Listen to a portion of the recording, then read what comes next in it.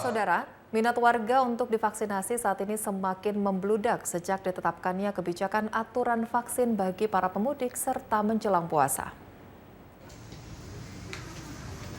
Membludaknya antrean warga yang hendak mengikuti vaksinasi terlihat di Puskesmas Sekip, Palembang. Sejak pagi, warga telah mengantre dan mendaftar dengan menggunakan identitas diri.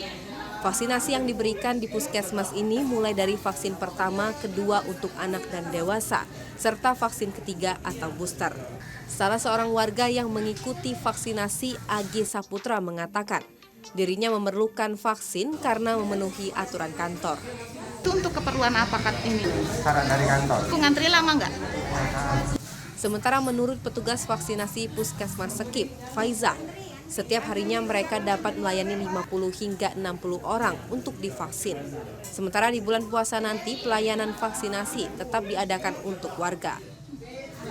Sampai 60 orang karena untuk kebutuhan mudik ya. Iya. Besar ada yang 1, ada yang 2. Faiza membenarkan menjelang puasa serta sejak adanya aturan vaksin bagi pemudik, antusias warga semakin meningkat setiap harinya.